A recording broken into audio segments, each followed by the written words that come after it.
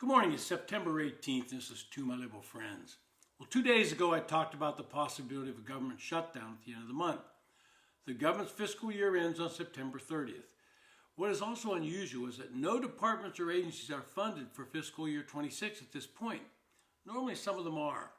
At the time I said that normally the party that refused to deliver the votes in the Senate is necessary to fund the government gets the blame.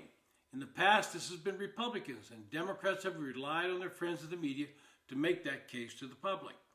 Well, this time around, it's the Democrats that are in the minority, and they're rolling the dice that somehow they'll be absolved from blame, and once again they're hoping their friends in the liberal media will take up their cause and blame Republicans.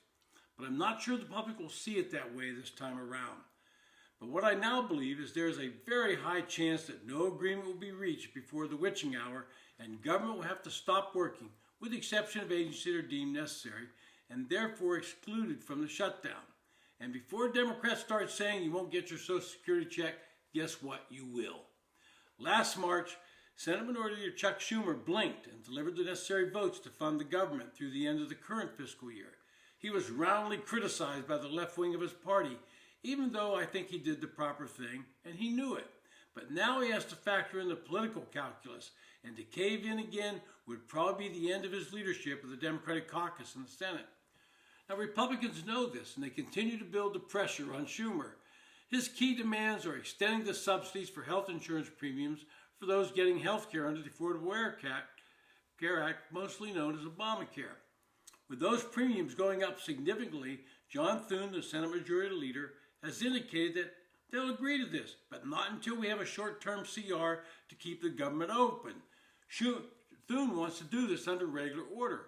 Schumer also demands that any cuts to Medicaid and the work requirements not now in place be rescinded. That's not going to happen.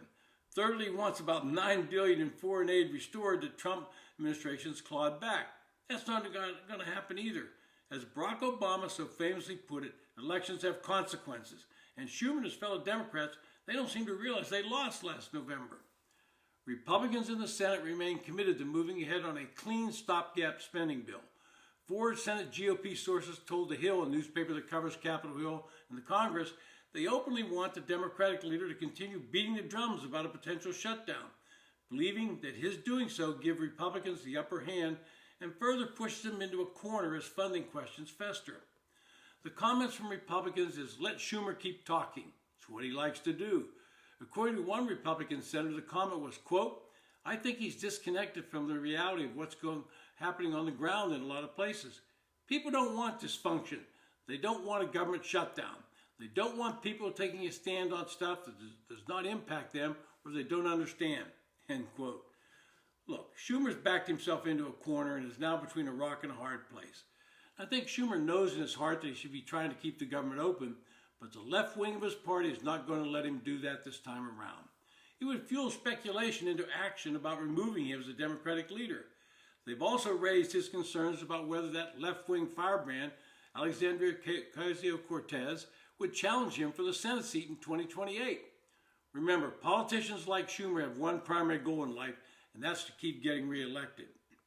With time winding down and tensions only heightening, Republicans are more than willing to let Schumer's words carry the day.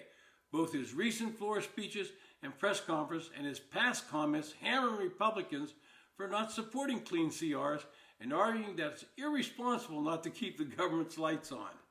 These words are now coming back to bite him.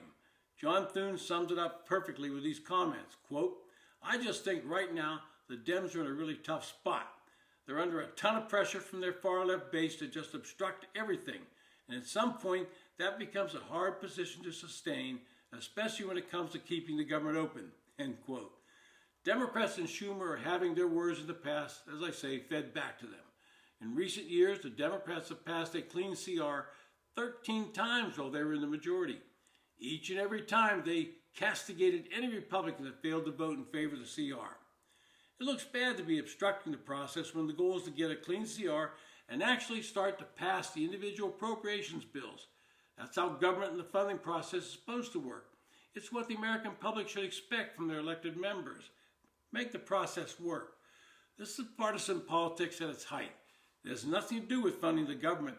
It's all about Chuck Schumer trying to keep his perch atop the Democratic leadership, and he's in this position because he's put himself there.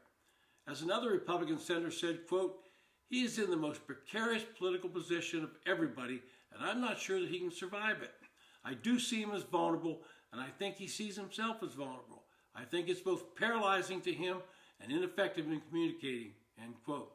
But as they say, tick-tock, the clock is running and time is running out, and Chuck Schumer's got to make some hard decisions, none of which appeal to him.